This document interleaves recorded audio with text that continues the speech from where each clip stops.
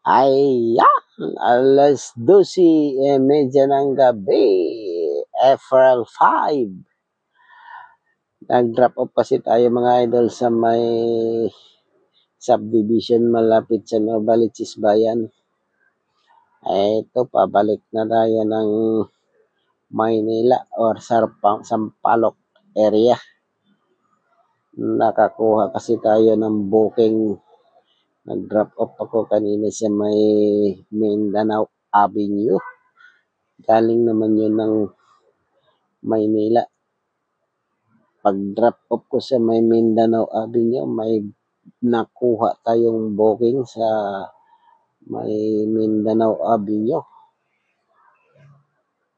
Pere Merchant. Ang drop off naman, yun nga, dito sa may Novaliches Bayan. Kaya ito ngayon, nag-offline muna tayo para hindi tayo ihahagis ng mas malayo dito. Tsak, kung mag-open tayo dito, baka papuntang Fairview na ating makuhang booking. Mas lalong mapapalayo tayo, iwasan na lang nating mag-open ng apps dito sa area kung saan tayo nag-drop off ngayon. Ito na mga idol, pabalik na tayo ng Maynila area.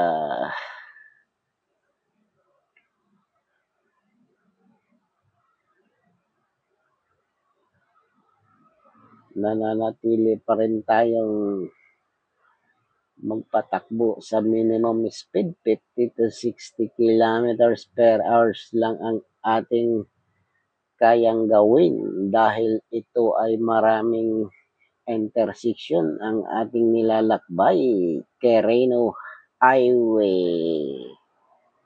Ang dami din kasing intersection to mga idol, pedestrian at saka stoplight intersection. Kaya hindi tayo pwedeng magpapatakbo ng maximum speed dito sa Quirino Highway.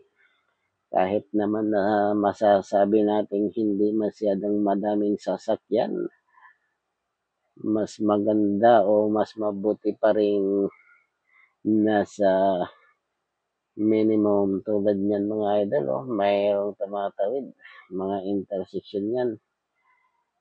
Kaya tama lang ang ating takbo. Mag-maintain lang tayo sa 50-60 kilometer per hours para safety ang ating biyahe.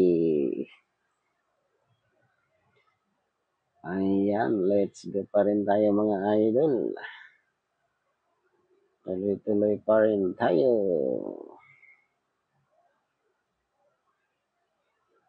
Mabuti hindi pa tayo dinadalaw ng antok. Kaya maganda pa rin ang mood natin ngayon sa oras na ito.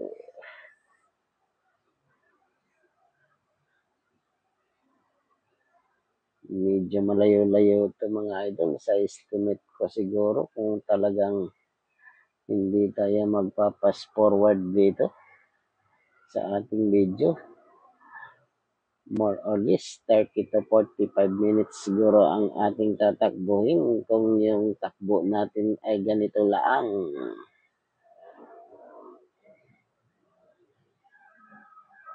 Hindi tayo pwedeng magpatakbo dito ng maximum 60-80 kilometers PH dahil ayan nga, marami din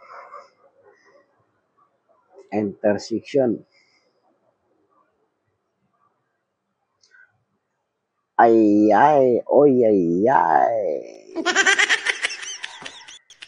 Nalubak tayo mga idol. Na-dislocate ang ating camera. Ayan, pinagtawanan lang tayo.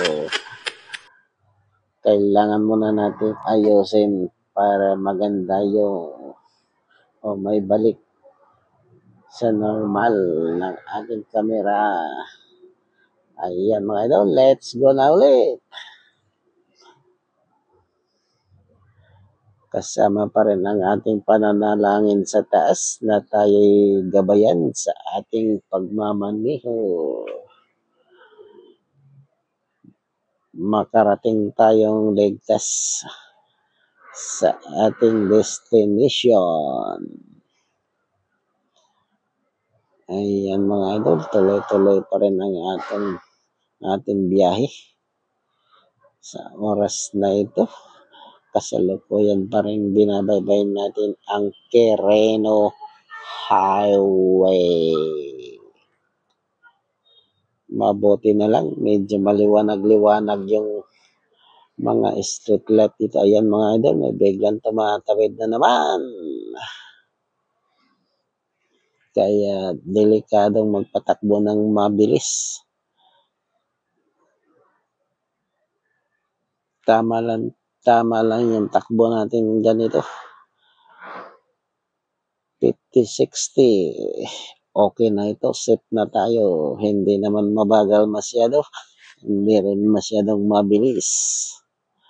Nasa katamtaman lang ang ating speed. Ayan, may biglang pumaharurot kahit malalaking truck. Ayan, kailangan pa rin yung always presence of mind tayo. Nag-fast forward na tayo mga idol. Medyo mahaba-haba kasi itong lalakbayin natin. Mauubos ang ating oras o lumalaki ang oras natin. Tumatagal, kailangan minsan pinas-forward natin ang ating video. Ayan. Nasa Quirino Highway pa rin tayo mga idol.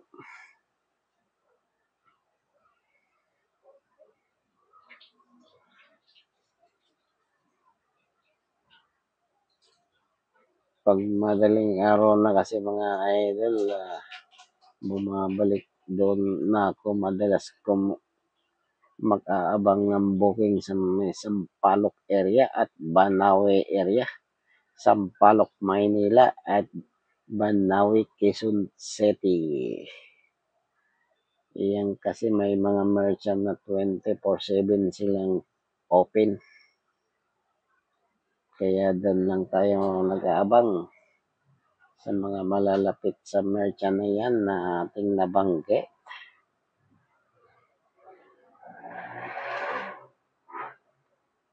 Ako naman mga idol, hindi ako namimili ng drop-off location. Kahit saan. Strike anywhere. Pero pag mag-pick up naman, namimili na ako ng area. Kasi nga, iba na yung sitwasyon ng booking o yung direction ng booking ngayon. Kung saan ka man nag-drop off, halimbawa ako sa malayo na nag-drop off, bibigyan ka rin ng booking na palayo pa ulit. Naloko na. Mapalayo tayo, mas lalong malulugi tayo sa gasolina. Na wala tayong makukuhang booking pabalik ng Sampaloc area. Kaya minabuti na muna nating mag-offline kung saan tayo nag-drop off sa malayo-layo o outside na sa Maynila. Habang hindi pa tayo masyadong malayo, makakabalik tayo sa Maynila area para hindi masyado hassle mga idol. Hassle kayo ang ibang drop off. Ayan, tulad ng mga idol, may biglang tumatawid. Pedestrian naman din kasi, kailangan nating pagbigyan.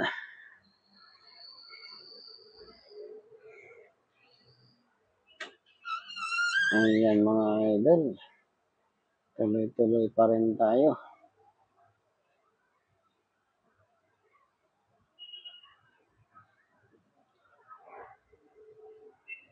pagbaba natin dito, siguro magpapahinga o mag-aabang, mag-open tayo muna ng apps. Doon na sa may Bonifacio Corner, 7th Avenue. May mga ilan-ilan din naman kasi merchant pa dito banda sa may Caloocan na open. Tulad ng grocery, ever. Ayan, marami pa rin din ng mga open mga ganung oras. Mayroon din sa may Top Avenue, sa may Rizal Avenue, yung best friend. Ayan mga idol, paakyat na tayo ng Kamatsili Flying Over. Ito ay palabas na tayo ng North Expressway exit. Ayan, pababa na tayo mga idol. Pwede naman tayong tumapak dito kasi pa-exit na tayo. Kailan tatapak tayo ng konti sa may North Expressway Highway. Ayan mga idol. Nakapasok na tayo ng North Expressway mga idol. Direction na natin o tumbok na natin ang Bonifacio. Kailangan na nating magdagdag ng speed dito mga idol. Papalo na tayo sa 60-80. Dahil NLEX na ito mga idol, kailangan nating sumabay sa daloy ng mga sasakyan. Parang hindi tayo maabutan ng disgrasya. Ayan mga idol, nakatawid na tayo sa Cloverleaf. Papasok na tayo ng Bonifacio. Ayan. Kailangan na muna natin umovertake.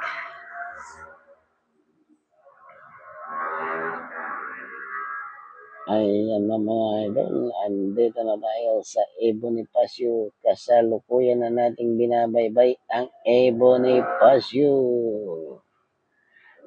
Going to Blumentritt and Mayon. Welcome Rotonda.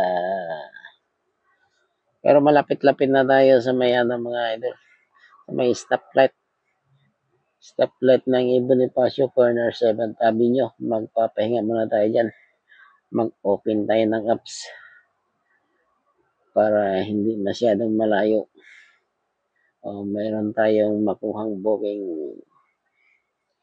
Minsan kasi ang drop-off ng booking dito pabalik ng Sampaloc at papuntang Banawi o kaya papuntang Blumentritt. May mga merchant din kasing ilan-ilan ditong naka-open 24/7. Kaya lang ang pumapasok minsan dito sa atin yung mga nasa EDSA, Barrio Pista Caloocan.